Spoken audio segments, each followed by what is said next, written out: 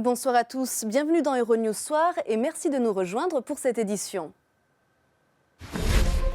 À la une de l'actualité ce mardi, jusqu'où ira la déchéance de Carlos Ghosn? Le gouvernement français réclame un intérim à la tête de l'empire Renault-Nissan-Mitsubishi après l'arrestation du dirigeant du groupe automobile soupçonné de fraude fiscale. Un empire à l'avenir incertain. Bruxelles ne compte pas céder au chantage de Rome. La Commission devrait dégainer demain une série de sanctions si le gouvernement italien persiste à présenter un budget en dehors des clous. Une issue politique est-elle encore possible au Yémen? L'émissaire des Nations Unies doit venir sur place pour préparer des consultations de paix, mais les combats font toujours rage dans le pays.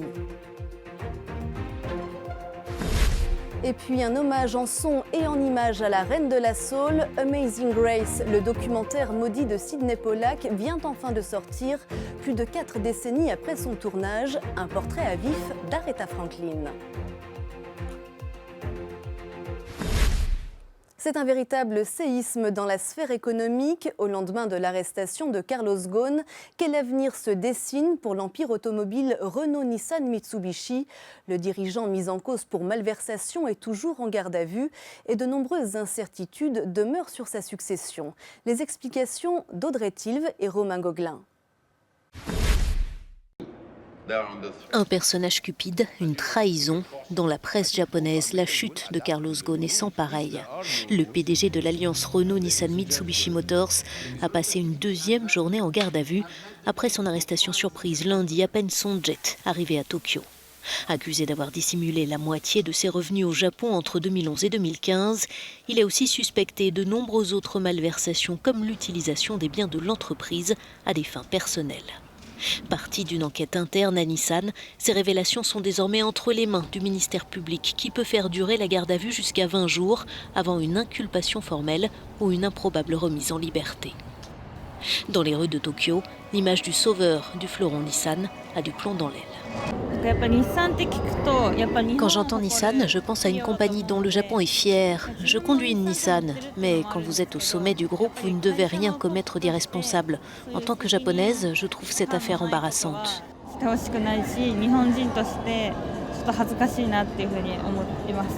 Si le timing de ces révélations interroge, au moment où Nissan avait des velléités d'émancipation vis-à-vis de Renault, les accusations de fraude choquent autant d'un continent à l'autre. Quand on sait ce que touche Carlos Ghosn, c'est-à-dire plus de 15 millions d'euros entre les salaires de Renault et Nissan, on est quand même surpris qu'il n'en ait pas encore assez et qu'il, si évidemment l'information est avérée, et qu'il gruge ni plus ni moins le fisc nippon. Pour autant, le ministre de l'économie l'assure, côté français, rien à signaler. Sans entrer dans le détail, c'est évidemment un secret, il payait ses impôts en France. Je peux juste vous confirmer qu'il n'y a rien de particulier à signaler sur la situation fiscale de M. Carlos Ghosn en France. Quid de la suite? Élément de réponse avec notre correspondant à Paris. Au lendemain de l'arrestation de Carlos Ghosn, le groupe Renault-Nissan-Mitsubishi est pressé de lui trouver un successeur. Le conseil d'administration de Renault se réunit à Boulogne-Billancourt, en banlieue parisienne, afin de trouver la personne capable de diriger cette alliance industrielle complexe. Mais l'affaire s'annonce ardue. En effet, les deux parties françaises et japonaises ont parfois des intérêts divergents. Et dans l'histoire, le gouvernement français veut avoir son mot à dire. Considéré hier encore comme le sauveur de Renault, Carlos Ghosn risque aujourd'hui de passer 10 ans dans une prison japonaise. Stéphane de Vries pour Euronews, à Paris. Il est une des légendes de la construction automobile. Pendant des dizaines d'années, Carlos Ghosn fut l'un des capitaines d'industrie les plus en vue de la planète. Au Japon, il était une star au même titre qu'un acteur d'Hollywood. Un étranger à la tête de grosses entreprises nationales, son parcours singulier avait même été adapté en manga. Carlos Ghosn était un sensei, un maître à qui l'on devait le rapprochement entre Renault et Nissan, dont il était devenu le président juste au tournant du siècle. Je suis forcé de dire que nous parlons du côté obscur de l'ère Ghosn, et cela a duré de nombreuses années. Carlos Ghosn fut l'un des tout premiers à prendre le virage de l'électrique, avec notamment la Nissan Leaf, qui est devenue l'un des modèles les plus vendus dans le monde. La mise au banc de Carlos Ghosn pose aujourd'hui la question de la viabilité à terme de l'alliance entre Renault et les constructeurs japonais. Nous reconnaissons qu'indépendamment de cette arrestation, il est important que l'alliance actuelle entre Nissan, Renault et Mitsubishi reste dans une relation stable. Et quant à l'avenir de l'alliance, nous espérons qu'elle sera discutée de manière constructive jusqu'à ce que toutes les parties soient d'accord. L'alliance industrielle mise au point par Carlos Ghosn est construite sur le principe des poupées russes où les capitaux des constructeurs s'emboîtent. Carlos Ghosn voyait dans les alliances le seul moyen d'aller de l'avant pour l'industrie automobile et en 2017, Renault, Nissan, Mitsubishi devient le plus grand des constructeurs automobiles. L'État français possède 15% du capital de Renault et ces derniers mois, l'importance décisive de Carlos Ghosn au sein de l'alliance avec Nissan avait fini par inquiéter. L'exécutif lui avait demandé de préparer sa succession.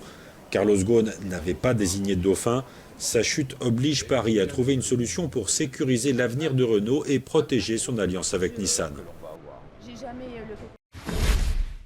Certains veulent que leurs actions ne soient pas oubliées en un jour.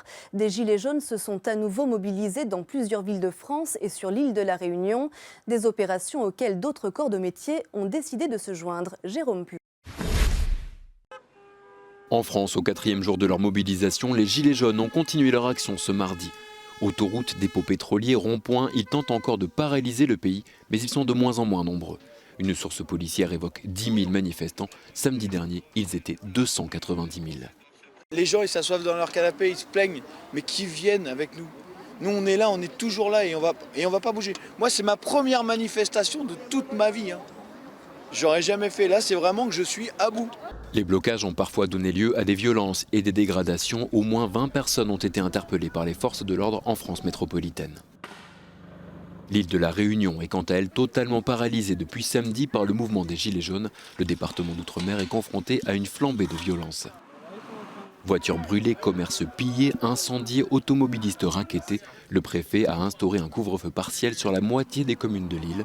Tous les établissements scolaires sont fermés. En plus des Gilets jaunes, le gouvernement français doit faire face à un autre mouvement social, celui des blouses blanches. Les infirmiers étaient ce mardi dans la rue. Ils dénoncent une réforme du système de santé. Ils se disent sacrifiés et utilisés comme des pions. En Catalogne, les pluies torrentielles ont eu des effets inattendus après le retour à la normale. Un train a déraillé dans la région de Barcelone à la suite d'un glissement de terrain. Les explications de Romain Gauguelin. Une personne a été tuée et 49 autres blessés, dont 5 sérieusement, dans le déraillement d'un train régional près de Barcelone. 133 passagers étaient à bord du train. Plusieurs victimes racontent que le conducteur du train a donné un coup de frein brutal avant que 2 des 6 wagons du train ne déraillent. L'accident a eu lieu dans la commune de Vacarisses, un petit village à 35 km au nord-ouest de la grande ville catalane. Le train reliait la ville de Manresa à Barcelone. Un glissement de terrain consécutif aux pluies diluviennes de ces derniers jours est à l'origine de l'accident. Le bilan des intempéries en Espagne fait état d'une femme de 83 ans morte noyée et d'importants dégâts matériels dans la région de Valence, ainsi qu'à Tenerife, où la mer s'est engouffrée dans plusieurs bâtiments à proximité du rivage. Le bras de fer se poursuit entre Rome et Bruxelles qui comptent déclencher une série de sanctions. Le gouvernement populiste italien campe sur ses positions et refuse de présenter un budget conforme aux règles européennes. Laureline Merel. Dans quelques heures, Rome pourrait vivre une confrontation sans précédent avec Bruxelles autour de son budget national. Mercredi, la Commission européenne devrait donner une opinion négative et recommander d'ouvrir la procédure pour dette excessive contre le pays. Elle devra ensuite être soutenue par les gouvernements européens, ce qui isolera encore davantage Rome, selon ce journaliste italien. Les réunions des ministres des Finances de la zone euro qui se sont déroulées ces dernières semaines ont montré le large soutien apporté à la manière dont la Commission gère cette affaire et l'isolement clair de l'Italie comparé à d'autres États membres. Cette procédure n'a jamais été enclenchée avant. Elle impose au pays de réduire sa dette publique et pourrait entraîner des sanctions. Mais Rome ne semble pas s'en soucier. Le gouvernement est extrêmement populaire et il y a un profond euroscepticisme dans le pays. Et on ne peut pas exclure qu'arrivé à un certain point, soit par volonté politique, soit par un accident imprévu, l'Italie décide pour le pire. Ce bras de fer entre Rome et Bruxelles se déroule alors que la zone euro tente de se renforcer. Lundi, l'Eurogroupe a salué la proposition franco-allemande de créer un budget de la zone euro pour remplir les fossés entre les États membres, une nécessité pour Guy Verhofstadt. La Banque centrale européenne d'un côté et le pacte de stabilité et de croissance de l'autre ne sont pas suffisants pour créer une situation stable dans la zone euro et pour renforcer la monnaie unique. C'est le principal fil rouge que je vois derrière le budget de la zone euro.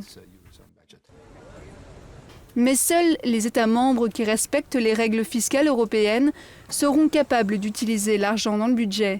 Pour utiliser ce budget, le gouvernement italien devra prouver sa volonté de rester dans la zone euro.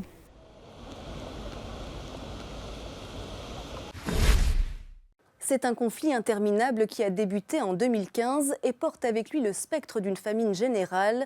Le Yémen subit aujourd'hui la crise humanitaire la plus grave de la planète, mais les Nations Unies travaillent à la mise en œuvre d'une issue diplomatique qui pourrait se préciser. Jérôme Plan. Au Yémen, une solution politique est à portée de main, tels sont les mots de l'émissaire de l'ONU Martin Griffiths. Le diplomate britannique a bon espoir de réunir dans les prochaines semaines à Stockholm les belligérants d'une guerre qui dure depuis 3 ans et qui a fait plus de 10 000 morts. Martin Griffiths se rend demain au Yémen. Il lance un appel à l'accalmie sur le front militaire afin de créer un climat propice à des pourparlers de paix. Mais sur le terrain, les combats continuent. Les rebelles houthis, soutenus par l'Iran, occupent l'ouest du pays et sa capitale, Sanaa. Les forces pro-gouvernementales, soutenues entre autres par l'Arabie Saoudite et les Émirats Arabes Unis, contrôlent le reste du territoire. Le conflit se concentre sur Hodeïda, dans l'ouest, une ville portuaire stratégique où transite une grande partie de l'aide humanitaire, dans un pays où près de 14 millions de personnes vivent dans une situation de famine. L'Arabie Saoudite et les Émirats Arabes Unis annoncent aujourd'hui qu'ils vont verser 438 millions d'euros pour aider la population civile. Les ONG encore présentes sur place exhortent les belligérants à cesser les combats afin que les civils ne soient plus considérés comme de simples victimes collatérales. Kaboul a de nouveau été le théâtre d'un attentat ce mardi, le geste d'un kamikaze qui a visé un rassemblement au cœur de la capitale afghane. Les précisions d'Arnaud Richard. En Afghanistan, l'explosion d'un kamikaze dans une grande salle de rassemblement de Kaboul a fait au moins 50 morts ce mardi. Selon des sources officielles, il y aurait au moins 80 blessés.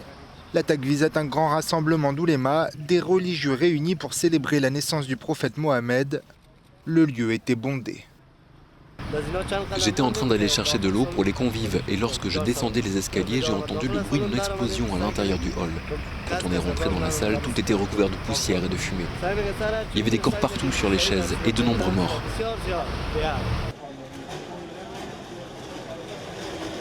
Cet attentat suicide n'a pour l'heure pas été revendiqué, mais la méthode employée rappelle celle utilisée tant par l'État islamique que les talibans.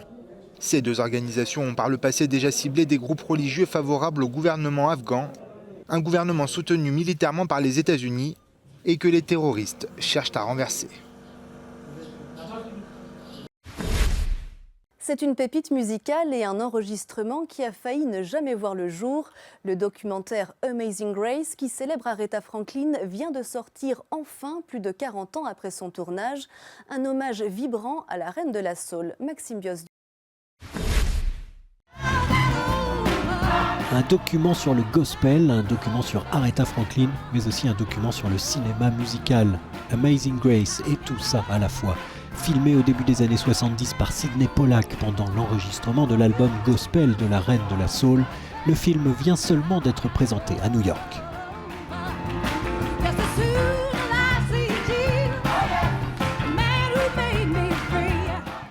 C'est le document le plus important jamais filmé sur la musique populaire américaine et nous avons la chance de voir comment ils ont fait un disque du début à la fin.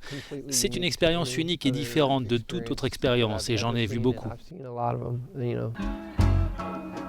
Honnêtement, je ne sais pas quelles étaient ses inquiétudes parce que nous n'avons jamais vraiment parlé de ses affaires à ce sujet, mais je tiens pour certain qu'elle adorait le film. Pollack n'ayant pas utilisé de clap de synchronisation son-image pour le tournage et avec 20 heures de bande, il a fallu attendre les dernières technologies numériques pour terminer le film.